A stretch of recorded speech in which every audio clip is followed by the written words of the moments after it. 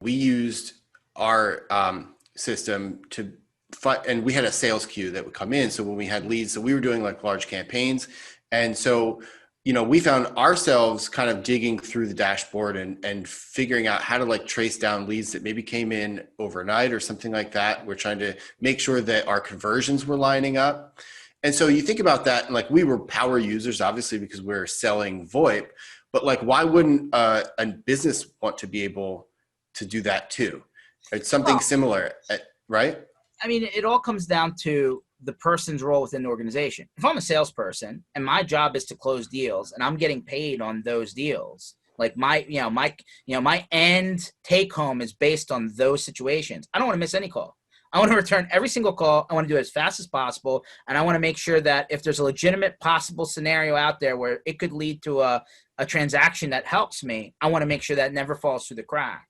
But if you don't have that visibility, you're never going to be able to do that. And number two, you want to make sure that things are being distributed fairly too, right? If you have more than one salesperson, you have different regions, different territories, different zones.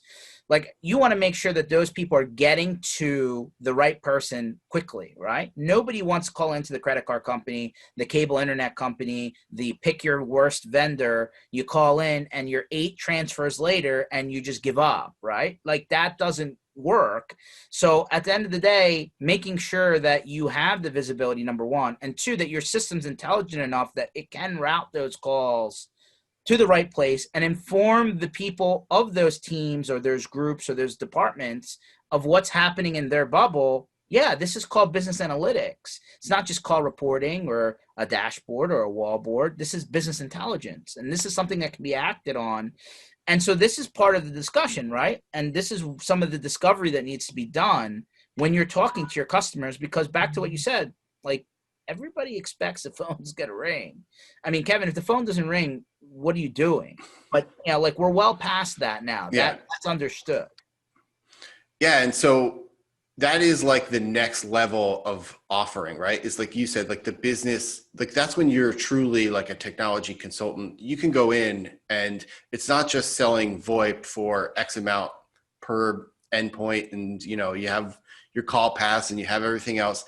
Now you're talking about like, okay, let's work on like a flow. Now you'll never miss a lead, right? And so there's a huge value to that. There's actually like a net gain to that. So because obviously they're paying for those leads. So there's ways to basically get into an organization. And if you treat it, with this sort of like next level mentality of, I'm not just going to sell a phone that rings. I'm going to sell, we talk about like solutions, but this truly is something that now it's communication that it doesn't necessarily have to be like a hard cost. Like it's an opportunity. 100%. Like, you need to be going through the door saying, who's responsible for marketing? Who's responsible for sales? Who's responsible for back office?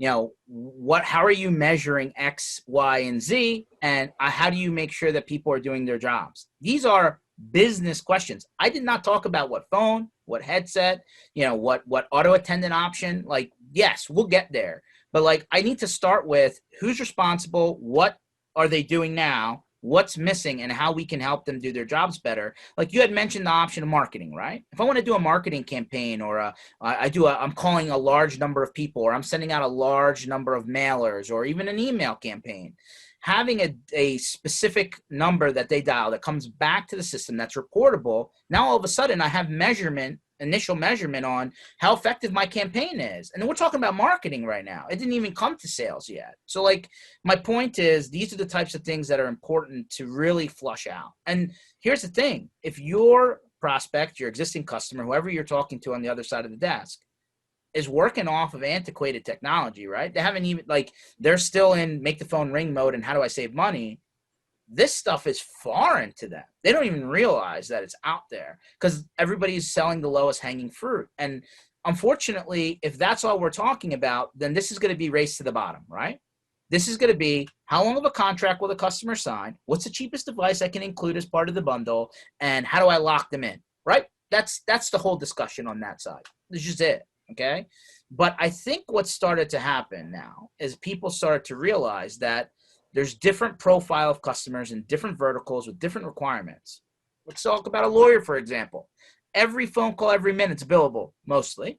If they can't track that with billing codes and get reports at the end of the day, month, week, how are they going to invoice properly? Like that's one scenario, right? Or accountants, right? Again, their time is, has a value to it. Or let's even say you're in municipal government, right? And you're the license inspector guy and you keep on getting calls for permits, right? There's multiple scenarios where, hey, people are out, people need to be responded to. It's not just one individual getting a voicemail on their cell phone, right? There's a department behind these people. Metrics count, reports count, being able to flex in the middle of a situation counts. I mean, that's what it is. And I would say now that we've been through what we've been through so far in 2020, flexibility and pivoting are the whole story, right?